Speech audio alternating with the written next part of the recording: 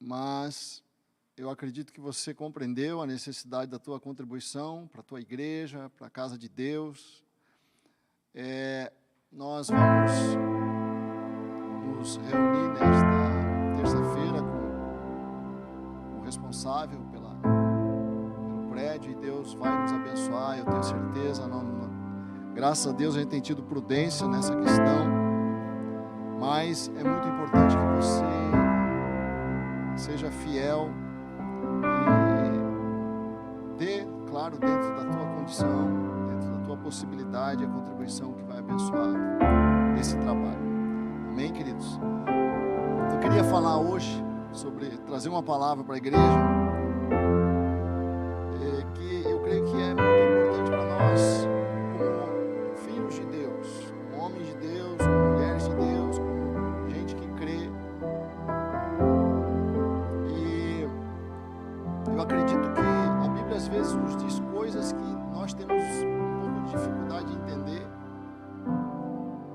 E eu acredito que nós temos essa dificuldade de entender algumas coisas que nós lemos na Bíblia, muito em razão do fato de que a Bíblia fala sobre coisas que nós ainda não identificamos, ainda não experimentamos na nossa vida.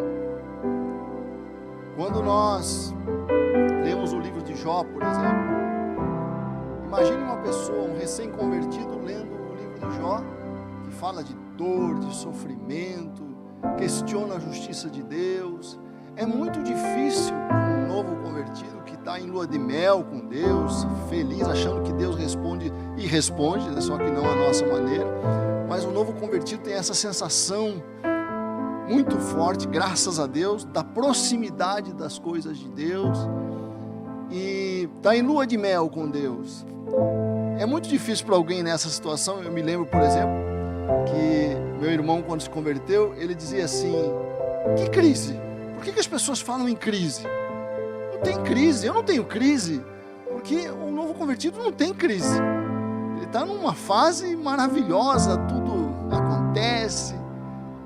Mas na medida em que você começa a ter suas lutas e a enfrentar as agruras da vida, aquela aparente oração não respondida muitas vezes, as questões vêm na nossa alma. Nessa hora nós entendemos o conflito de Jó. Porque que Jó amaldiçoa o dia que ele nasceu? Como é que alguém que está chegando vai compreender isso, ler isso com tranquilidade? Jó questiona profundamente a Deus, porque está num momento de sofrimento, está num momento de angústia.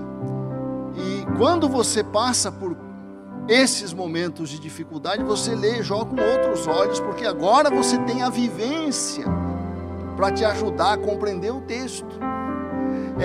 Isso que eu queria dizer. Existem coisas que nós só entendemos depois que vivenciamos, depois que experimentamos. Veja esse texto que eu gostaria que nós lêssemos, que eu acho que é um exemplo dessa realidade que eu estou falando para vocês, que está lá em Colossenses capítulo 3, a partir do verso 1, quando a palavra de Deus fala: portanto, se já ressuscitastes com Cristo, buscai as coisas que são de cima, onde Cristo está sentado à destra de Deus. Pensai nas coisas que são de cima, e não nas que são da terra, porque já estáis mortos, e a vossa vida está escondida com Cristo em Deus. Quando Cristo, que é a nossa vida, se manifestar, então também vós vos manifestareis com Ele em glória. Buscai as coisas que são de cima, pensai nas coisas que são de cima, diz o texto, não nas que são da terra. São palavras que nós lemos, mas não parece familiar para nós. Como assim? Que coisas essas? Que coisas são essas que são as coisas de cima sobre as quais nós devemos pensar? O que Paulo está falando? E eu acredito que o momento que nós estamos vivendo, esse momento de pandemia, de crise, de aperto, de uma certa falta de liberdade que nós estamos tendo nessa quarentena, mostra, de uma certa forma, abre uma janela para que nós possamos entender do que é que Paulo está falando, quando ele diz: pensai nas coisas que são de cima, não nas que são da terra. Eu creio que num momento como esse que nós estamos vivendo, traz uma vivência que nós não tínhamos antes, que nos ajuda, que ilumina esse texto para nós.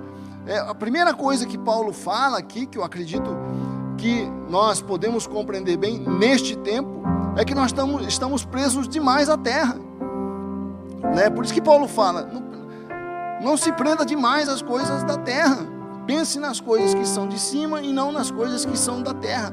Nós estamos absorvidos demais por hoje, pelo aqui, pelo agora, né? Nós olhamos as notícias de jornal, a reação das pessoas, parece que a única coisa que, né, esse terror que parece que não vai passar nunca.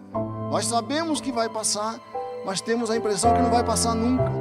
É mais ou menos aquela sensação de que eu não consigo sentir o gosto do verão no inverno.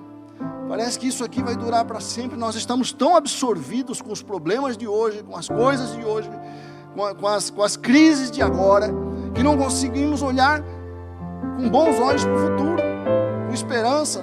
Não conseguimos aliviar nossa alma olhando para o futuro, porque o presente, de uma certa forma, nos aperta, essa necessidade de como é que vai ser o trabalho, como é que vai ser o futuro, como é que vai ser a crise, qual que vai ser o resultado da economia. Essas coisas nos apertam, que nos prendem, né? De uma certa forma funcionam como uma algema nas nossas mãos, para a gente ficar preso na terra, preso nestes dias, né? E afeta meu ânimo, afeta minha realidade, afeta meu bom senso até, afeta meu humor. Nós temos que perceber essa coisa do aqui e agora, se converter em algo permanente para nós no coração. Quanto mais preso à terra, mais amarrado aos problemas de hoje, maior vai ser a nossa ansiedade, a nossa preocupação, a nossa perturbação. Então é muito importante que a gente, ouça esse conselho de Paulo. Não pense de forma exagerada nas coisas que estão na terra. A gente sempre costumo dizer que há até uma música no mundo, né, que diz que o melhor lugar do mundo é aqui e agora. Essa música, na verdade, é uma filosofia de vida. O melhor lugar do mundo é aqui e agora. Uma filosofia de que só o presente importa. Só o presente interessa. Viva o hoje. Amanhã nós não sabemos o que vai acontecer. Viva o hoje. Carpe diem, né? Prove do hoje. Esqueçam amanhã. A Bíblia diz exatamente o contrário. Viva o hoje, mas saiba que tem um amanhã. E o amanhã é bom. Um bom futuro, diz a palavra do Senhor, né? A palavra fala que o melhor lugar do mundo não é aqui e agora. Nós estamos caminhando para lá. Nós estamos indo para lá. Este é um lugar de transição. Nós estamos viajando para esse porto, né? Nós estamos numa viagem. Não vamos nos esquecer do porto para onde nós estamos indo. Caminhando eu vou para Canaã. Nós estamos caminhando em direção a Canaã, né? No lugar que mana leite e mel.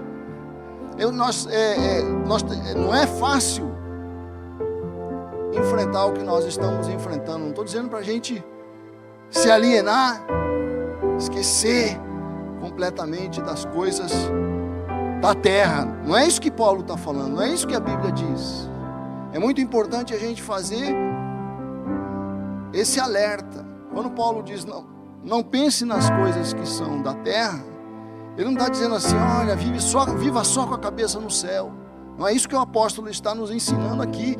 O que Paulo está fazendo aqui, Paulo está nos chamando a fazer uma calibragem, a ajustar a nossa visão da vida, a olhar para a vida sem essa sensação de que estas circunstâncias são tudo que eu tenho.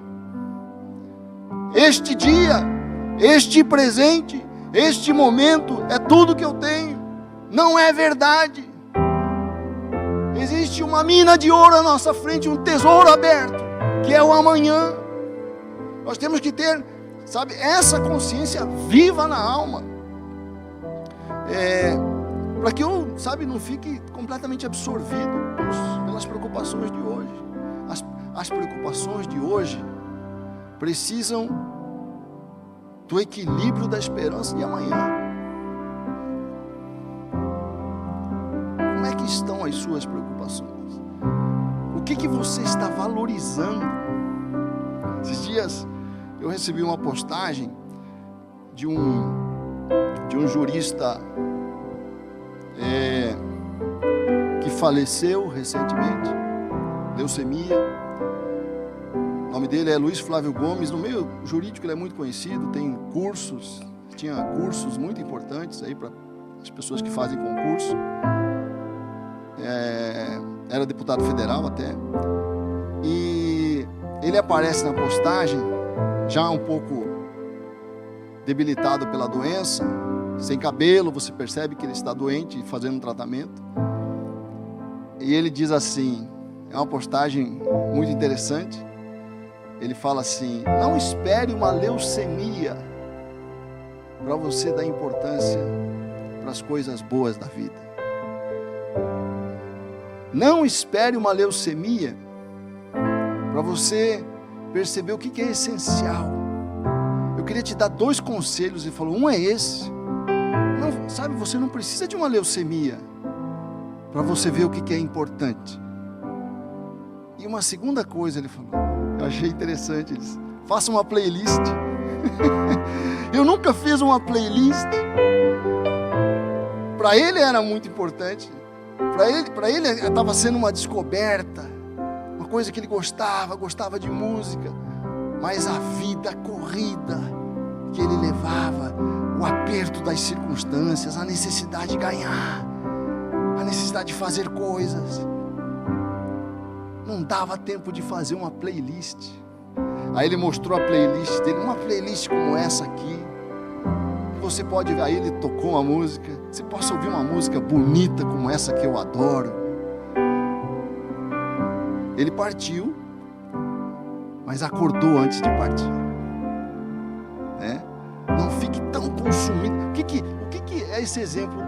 Isso nos ajuda a ver o que Paulo está dizendo. Não fique consumido pelas coisas da terra, aquelas que não são fundamentais. Isso me leva para a segunda coisa que Paulo nos fala nesse texto, quando ele diz assim: portanto, se já ressuscitastes com Cristo, buscai as coisas que são de cima, onde Cristo está assentado à destra de Deus. Portanto, se já ressuscitastes com Cristo, se você já é ressuscitado, como a palavra diz, o que ele está dizendo aqui? Paulo está dizendo que nós vivemos uma experiência radical, singular. Ele fala que nós já ressuscitamos com Cristo. É estranho ouvir isso. Está aqui uma coisa que a gente ouve e tem dificuldade de processar emocionalmente. Como assim já ressuscitei com Cristo? Nós vemos os sinais de morte aí em nós mesmos, né? E nos outros todos os dias. Os jornais nos lembram todos os dias, não de ressurreição, mas de morte. Mas Paulo está dizendo que já ressuscitastes com Cristo. Quer dizer, está nos lembrando que Jesus inaugurou uma nova era, né? Que está se cumprindo. A gente não chegou lá, como eu disse, nós estamos indo para o Porto Seguro. Ainda não aterrissamos em Canaã, né? Mas olha para mim, você já dá para você já sentir na boca o sabor do leite e do mel, não dá? Nas horas em que Deus fala com a gente, na hora em que, né, nós estamos louvando aqui, quando Deus vem, nos visita, o Espírito Santo enche a nossa alma. Como é bom ser visitado por Deus. Eu costumo dizer para a igreja, Deus vai te pegar na esquina. E é o que acontece, de repente a gente é visitado por uma alegria que a gente não consegue explicar. Há uma coisa aqui né? Já há uma ressurreição aqui no ar, que às vezes vem sobre mim, eu sinto isso. Não é isso que Paulo fala. Paulo está dizendo aqui, vocês já ressuscitaram. Nós somos filhos de uma realidade nova, diferente, que nós podemos provar, está à nossa mão. E precisamos nos lembrar disso.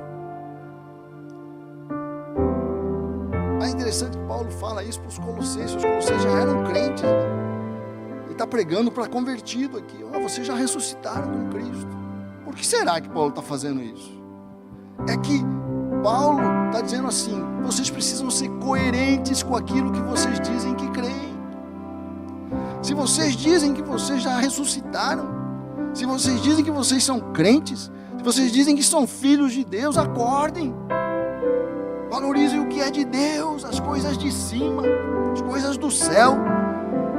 Como é que, se você é crente, se você caminha, né, na ressurreição, como é que você está tão preocupado, tão abalado com as coisas de hoje, com a pandemia, com medo da crise, medo da economia? Cadê a nossa coerência, nós que somos crentes e dizemos que somos filhos de um Deus que é a nossa provisão, um Deus cuja providência cuida de nós? Deus cuida de mim, diz a música. Se Deus cuida de mim, por que essa preocupação? Por que esse medo? Paulo está chamando os nossos irmãos colossenses a coerência. Vocês são crentes. Eu creio que esse é o nosso papel hoje nesse mundo. A melhor forma que nós temos de pregar o Evangelho é compartilhar nossa experiência com as pessoas. Nós vivemos uma época que as pessoas são muito fechadas à pregação. Nós até pregamos, mas nós percebemos que as pessoas são fechadas. Mas nós podemos pelo menos partilhar a nossa experiência. A experiência que nós temos tido em relação à nossa fé, ao conforto que nós temos, à esperança que nós temos, a beleza dos relacionamentos que passamos a ter depois que nós nos convertemos.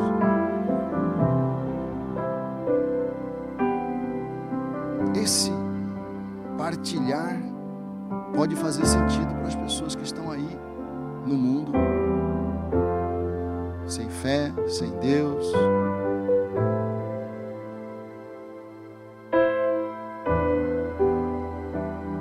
E se abrir, muitas vezes nós temos que abrir o nosso coração para as pessoas, mostrar o que está dentro de nós. Isso faz muito mais sentido que uma pregação apenas. Vamos lembrar quem somos. Vamos lembrar que somos crentes. Vamos lembrar o que nós temos como filhos de Deus. Vamos lembrar do tesouro que nós trazemos dentro da nossa alma.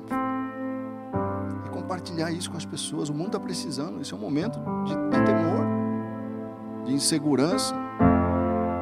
Vai passar isso aqui. Isso aqui é uma janela de oportunidade para a igreja, para proclamar que há um Deus no céu. A terceira coisa que Paulo fala é pensar nas coisas que são de cima. A primeira é: não se deixe absorver absolutamente pelas coisas da terra. Calibra isso. A segunda, lembra que você é crente, que você já ressuscitou, há uma vida à tua disposição. E a terceira é que ele diz: pensai nas coisas que são de cima. Que coisas são estas de cima? É difícil listar, né? Quais são as coisas de cima? Jesus fala para Nicodemos que ele não conseguia nem compartilhar com Nicodemos as coisas de cima, porque Nicodemos não ia entender. Se eu estou te falando das coisas da terra e você não entende, quanto mais se eu falar para você das coisas de cima. Quer dizer, são tão tremendas, são tão maravilhosas, magníficas, que eu não consigo alcançar. 1 Coríntios capítulo 2, verso 9, fala assim: mas como está escrito, as coisas que o olho não viu, o ouvido não ouviu, e não subiram ao coração do homem, são as que Deus preparou para os que o amam.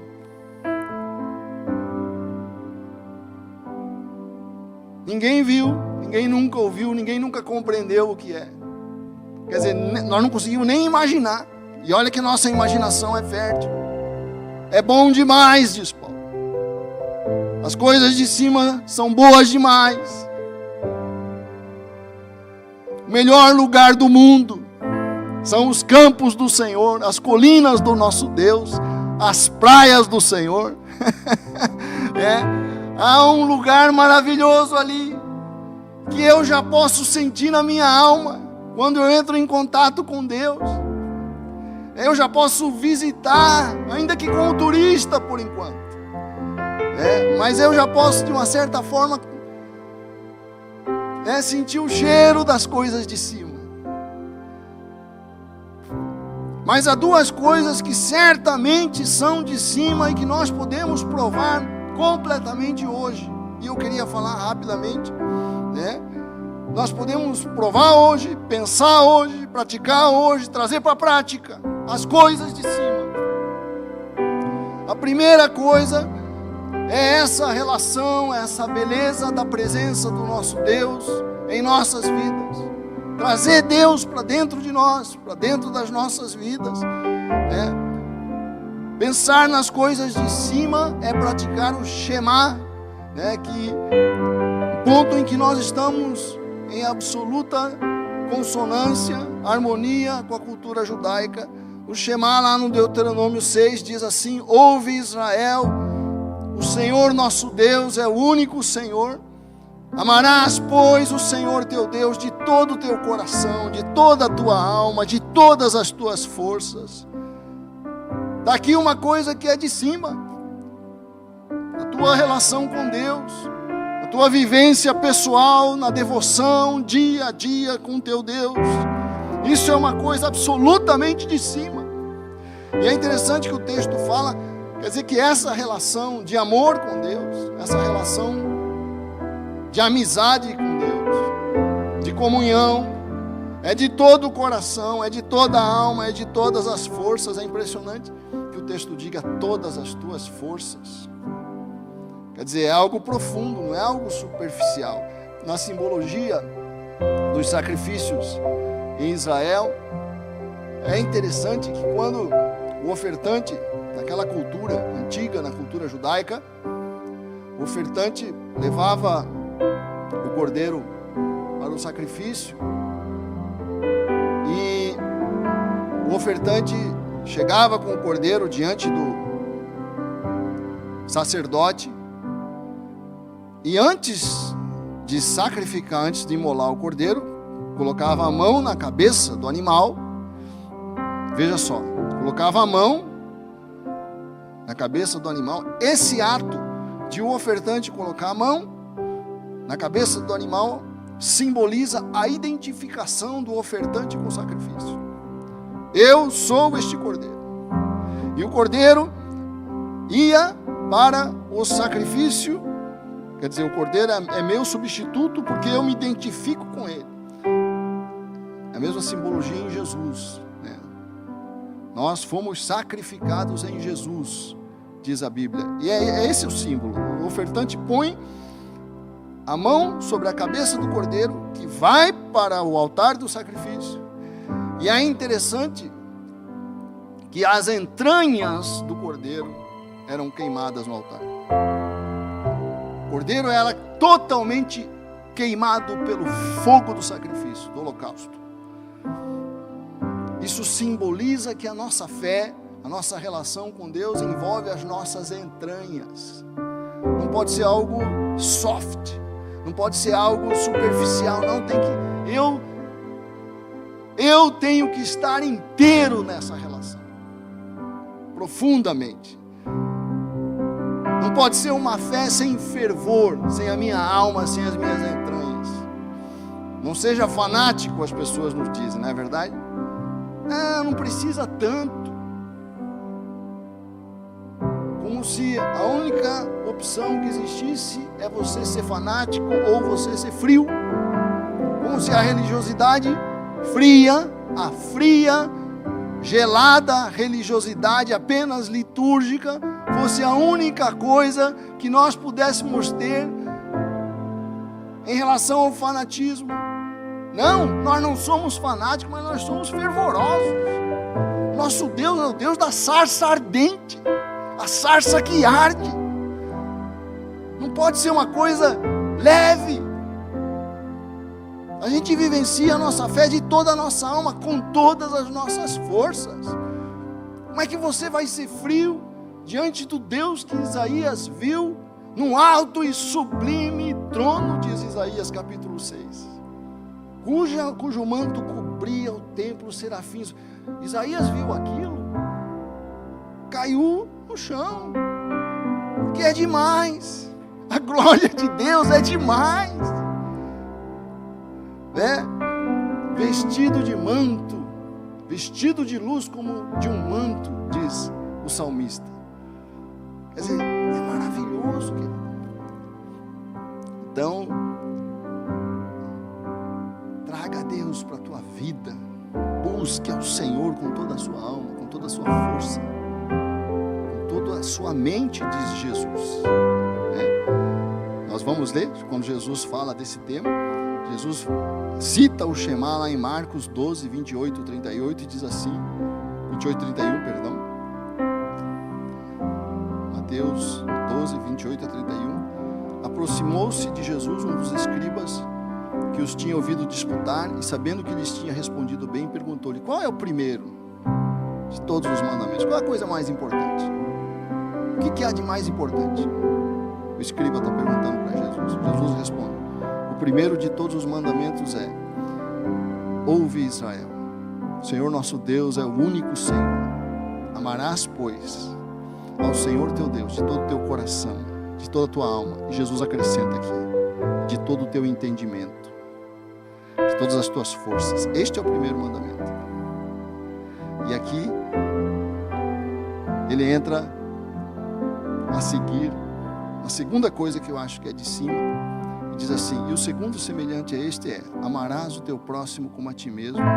Não há outro mandamento maior do que este. Jesus repete aqui o Shema, né? E diz que amar o teu próximo é semelhante ao Shema. Isso aqui é outra coisa que é de cima. Seja bom com o teu vizinho, com aquele que está perto de você. Essa é uma coisa de cima e uma das principais. Quando você ama o teu próximo, você está praticando as coisas de cima.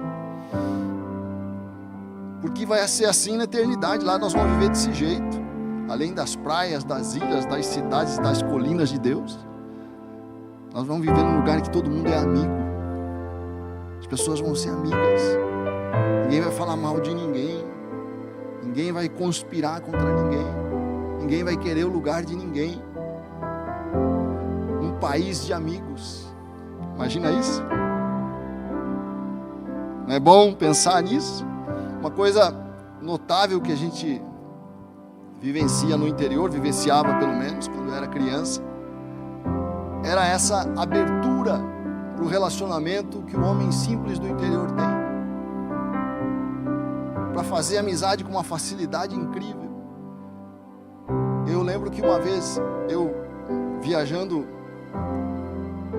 para a fazenda do meu pai, passava por uma estrada de chão difícil, mais de 30 quilômetros de estrada de chão, e era de noite, choveu muito, e nós caímos numa vala e o caminhão atolou, o carro atolou, e a gente não, a caminhoneta, né, atolou, a gente não conseguia sair. E era uma noite de chuva. Você imagina que situação? Pai ali, com aquela preocupação, a família. Aí a gente começou a caminhar, porque sabia que tinha uma residência próxima.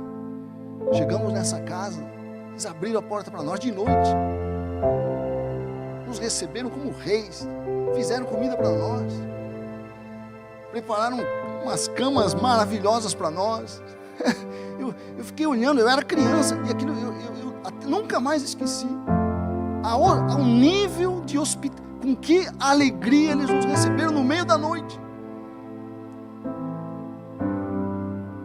Assim é o céu. Assim vai ser o céu.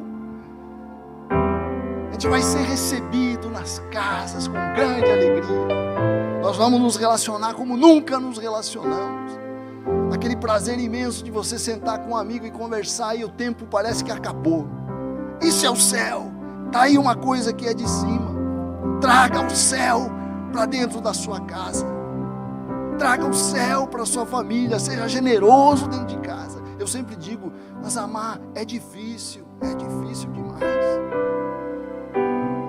É difícil demais sair de dentro de mim, me preocupar com os outros. Quanto mais amar os outros, mas a gente precisa treinar. A gente precisa começar. Comece pequeno. Comece dentro de casa. Comece com tua família. Comece com tua mulher, com teus filhos. Amém? Então, queridos, para terminar, qual é o melhor lugar do mundo? Traz o céu para dentro da tua casa. Ouve, ó Israel. Traz essa coisa de Deus, a devoção. Uma coisa que tem nos ajudado bastante nesses dias são as lives, porque as lives é um momento diário quase, né? Porque depois tem as células e no outro dia tem o culto na semana.